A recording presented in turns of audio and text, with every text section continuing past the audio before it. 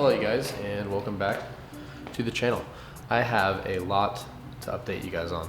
First, I want to start by saying so much has changed since I made a video last, so I'm going to try to kind of get you guys up to speed with everything that's going on. A lot's changed. Me and my wife just moved into a new house a couple months ago, but as you can see, obviously this is the new garage. We got the 240 right here, we got the skyline back behind me over here.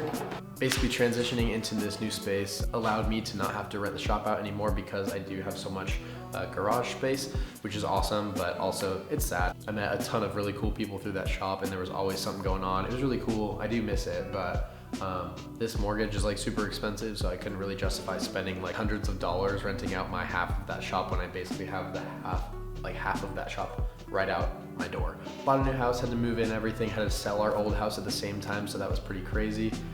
Right after that, moved out of the shop. Getting everything like settled in and organized and set up at the new place has definitely been a lot. Man, so much has changed. I sold the Lexus, so I went down to just these two cars. Daily in the R32. I sold, like I said, sold the Lexus. I made some profit on that car, had my fun with it. That car was very cool, but I don't know, I didn't see myself like keeping it forever. It was a nice little like cruiser, but anyway, so sold that car, went down to these two cars, started dailying the R32 up until mid-September. I ended up buying a Chevy Silverado 2500. The big reason why is number one, I needed a winter car. I wouldn't be driving the GTS-T in the winter. But number two, and more importantly, I wanted to find a tow rig. So next year, we're gonna be getting heavy into drifting. The 240, as you can see, it's not green anymore. Another huge thing that changed, dude, everything. But the main purpose for getting a truck, obviously, was finding something that was capable to be able to tow the 240 to and from drift events. I live in Spokane, Washington on the east side, and there is nothing over here for that. There used to be, man, maybe one event a year, but now that's not a thing anymore either. So basically anywhere I have to travel at least 2.5, 3 hours, more like 5 hours if I want to go to any track around here in Washington or Oregon or whatever. So basically the truck was a big move that I had to make to tow the 240 to and from if I want to get into drifting, which I do. So this car is now pretty much going to go in the direction of being a full-blown drift car, essentially. It's probably going to be a whole another video with all that stuff going on with it.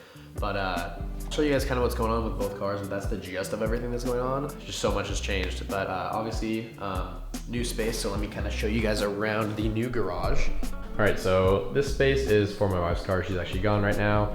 240's up front because we're gonna be doing some work on it. It's kind of crunch time on this car, trying to get this thing like totally ready for the spring. So we're gonna have this thing up front while we work on it, have a little bit more of the space if we need it. And then in the back over here is the R32, kind of chilling, resting away for the winter. I'm not gonna be driving that at all too fancy. I thought about putting the 17s back on it if I could get those neon green ones powder coated. I don't really know what I want to do yet, but I do have that extra set of wheels, so that's what it's rocking on right now. Kind of got some of my most used stuff up here. I have a ton of the storage stuff, which is actually super helpful for all the just random car parts and like storage stuff that we have. You can see my welder setup is back there, kind of behind the skyline, so I'll show you guys that. I have the whole kit off of the 240 right now because I had to pull it off when I was pulling all the wrap off the car. So I have a bunch of crap back here. It's super messy, but we pretty much have a similar setup to our half of the shop, plus a little spot over here that I can utilize when I need to. But I got, you know, two cars in here, and then basically this is like the fabrication corner, essentially. I mean, it's pretty messy. There's just random bumpers and stuff hanging around. But this will be a nice little area if I need to use it when if I need to pull the cars out and basically use this spot for a fabrication corner. That's the gist of it. We had to move some of the cabinets. We had to move those two from over here because I didn't really have a lot of like room. It's only about 1.5 feet off the top of the workbench. So we moved those two cabinets over there, which helped out quite a bit. But yeah, that's the setup. I got all the Nabori flags up and I got a couple more to add. But yeah, kind of just been getting settled in at the new place, and these cars have kind of been on the back burner while it gets a little bit cold, but now that it's getting to be closer to winter time, they're not going anywhere, and it's time to get moving on them. So that's about it for the update. Let's go ahead and get into today's video, which is actually going to be installing some long overdue locking hood pins from Aerocatch on our hood here. The stock hood latch never really lined up very good, and we had to modify and put like hood risers in the back. So we're gonna kind of fix that and try to get some better hood fitment. As you can see, it's not the best. I figure we may as well install those today. We don't got a whole lot else going on. We could repair some of the kit, but I think that's gonna be in a different video. because I have the whole kit off the car back there, but that'll be in a different video, is repairing that whole kit and stuff. So yeah, I mean, it should be a pretty quick and easy thing to do, getting the hood pins, the hood latches installed. But yeah, I just want to make a video mostly update you guys, and also just kind of throw something in there that's informational kind of update on the 240. So yeah, let's dive into it. All right, so the things that we're going to need for this install is obviously going to be Aerocatch hood latches. We're going to need a grinder only because I don't have a Dremel. And then we have some hole saws. We have a 1 1/8 inch hole saw, and then we have a 1 3/4 hole saw. You guys will see why those are nice later because I don't have a Dremel. Some drill bits and a drill and some toothpaste to mark the top of the pins for where it's drilled.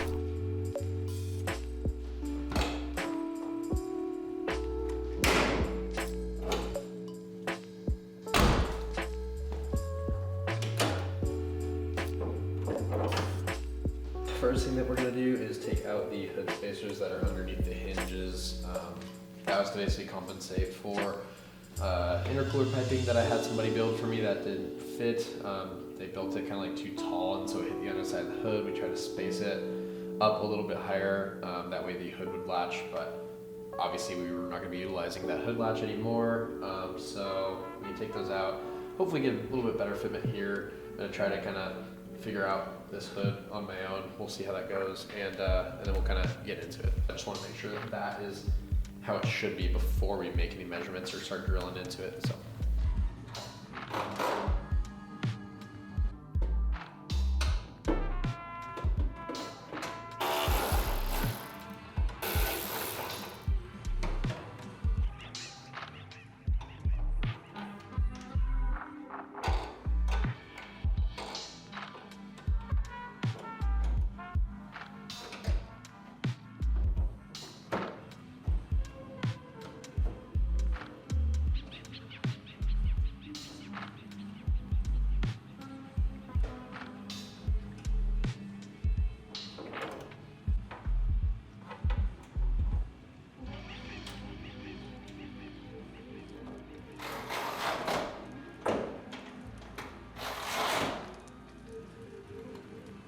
I got the hood to fit pretty good, like side to side, kind of looking at the edges here and like here, and then where they meet to the fenders on the side to side and the top corners.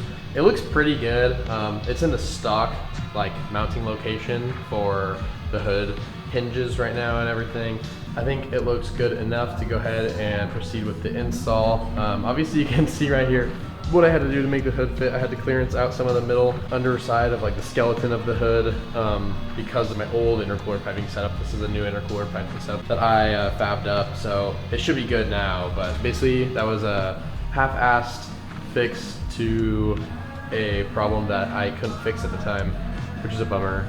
This time around I'm kind of trying to do everything quote unquote right with the car, at least the best that I can. So anyway, let's get this stock hood latch off, test fit one more time. We won't be needing that anymore. And then if everything looks good, then we'll go ahead and test fit our little pins in there, kind of figure out where we want them and go from there. I think I want them to be like right inside of the headlights, facing like vertically, if that makes sense. Probably do them vertically, like right here. Right here.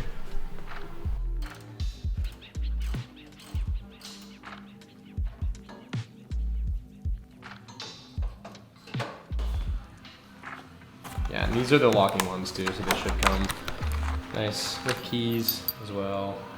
They come with obviously the 2 locking hood latches, the posts. We got some hardware also. All right, so first things first, we're gonna need to thread this pin down into the hole that we want it to go in. So mine's gonna go right there on both sides, but this little radiator stay bracket is barely in the way, so we're gonna have to like grind that down just a little bit so that this can sit in there nice and straight and not crooked how it is. So we'll grind that down, put this in there how we want it, and then we will start cutting. Okay, so we got a washer and a nut on the back side and on the top of this. Threaded this little eyelet rod all the way pretty much down. So we can't use this rubber grommet because the hood has to come so far down to meet the body lines. So We had to thread that almost all the way down. Now that we got these posts set in place, we're gonna throw some like toothpaste on the top of here. And then when you let the hood down, it should just touch the toothpaste, raise it right back up, and then that will show us where to drill our pilot holes through the hood in preparation to bolt on those hood latches.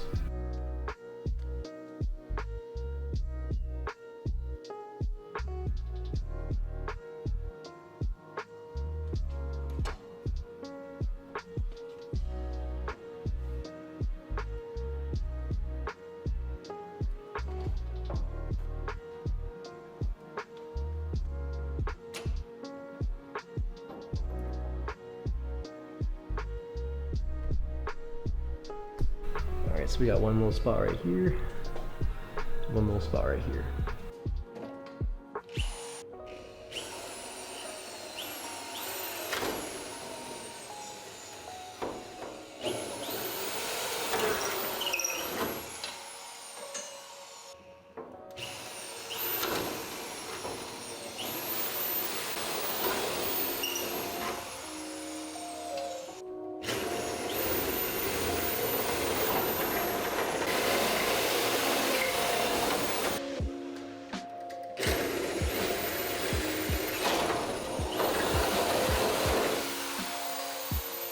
Now that we got the pilot holes drilled, we should just be able to place the hood down and we should see those pins coming through.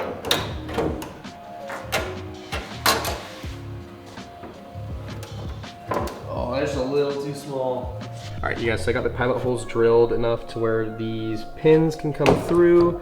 And now basically what we're gonna do is mock this up and latch it. Sorry, I'm trying to do this with one hand. We're gonna latch this, get it even, you know, angle left to right. Obviously it can't really move up or down, it's pretty locked in. We're gonna try to get this as even as we can, basically like this line of the hood, just so it matches really nice and we can kind of get both of them as close as we can, but that's the gist of it. Next, we are going to outline the bottom underneath, under here, once we get these lined up. We're gonna outline the bottom, the base of the hood pin, and that's what we're gonna cut out.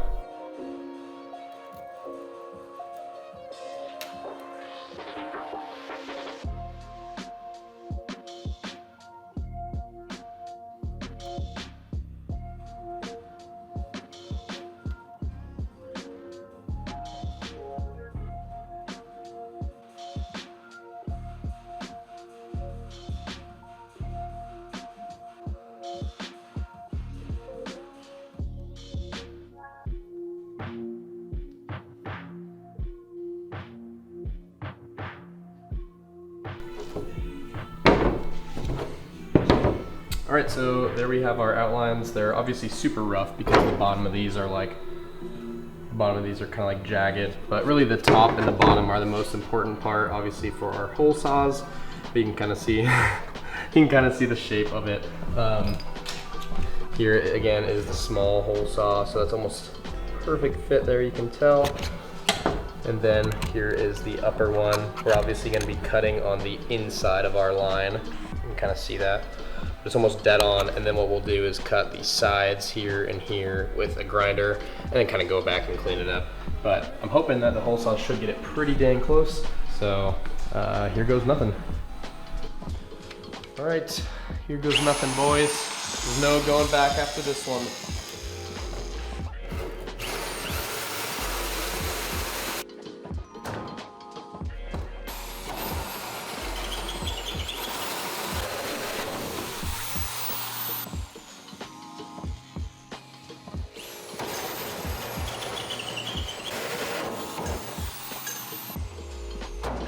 We got our 2 holes drilled, and actually it looks pretty good. We went just inside of the lines. I kind of messed up on that one a little bit, but I'm hoping it'll be all right. And then basically we just need to cut down the sides of them with the grinder, and then we'll clean them up. And after that, we'll drop the hood latches in the holes, and they should be pretty snug if we cut on the inside of the holes. Then we'll fasten them down with the hardware supplied with the kit in this baggie here, and those like backing plates there. And yeah, so we can cut those out right now, and then we'll test fit them. So the latches fit pretty good. They're definitely a little snug, so I can cut off a little bit more. I need to go around kind of the bottom of this one and free up some room so it will sit in there just a little bit better. They're like way too tight and can't fit in yet.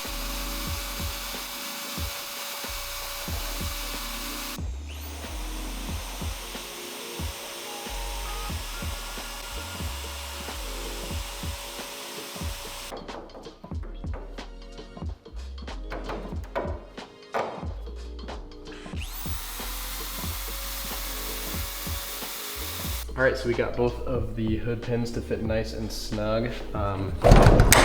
They kind of just drop right through. Now, really the only thing that I have to do is fasten them underneath with the hardware supplied in the kit with those backing plates there. Make sure that these are nice and snug down to the hood itself. And then I just need to adjust those rods accordingly. That way it pulls it down nice and tight and has good lines against the rest of the body.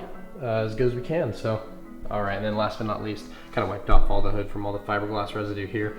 We're going to be drilling these 6 holes in the hood pin, and then we'll put this backing plate up against the bottom side of the hood and fasten it down.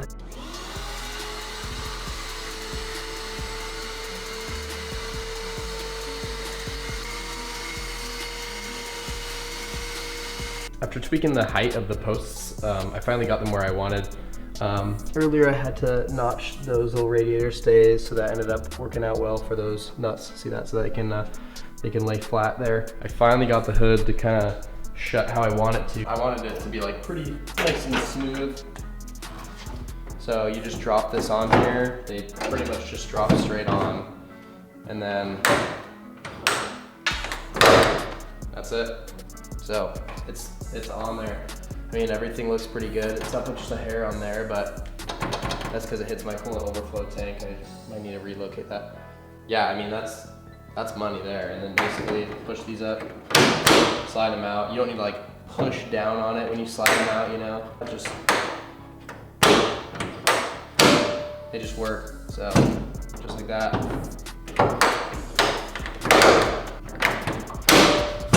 Oh, so yeah. Looks pretty good. See, they just line right up. This one, perfect. Boom, just like that, baby. That looks pretty good, if I do say so myself. It's the first time I've ever really done anything like this, but it's not too tricky. You just gotta kind of get over the fact that you're drilling huge holes in your hood, basically. It's really not that bad. I probably could have done like a little bit cleaner of a job, but obviously this is going to be a drift car, so I wouldn't be surprised if I have to replace a hood in the next couple of years anyway. I'm not worried about it too much. If this car was like wrapped, I probably would have been a little bit more careful, but I'm gonna have to redo all the bodywork anyway. So I mean, fit, form, and function, they work great. They work awesome. So you guys saw, obviously I had the tarp over the engine bay for obvious reasons, drilling fiberglass. It's gonna get everywhere. I vacuumed up this front area,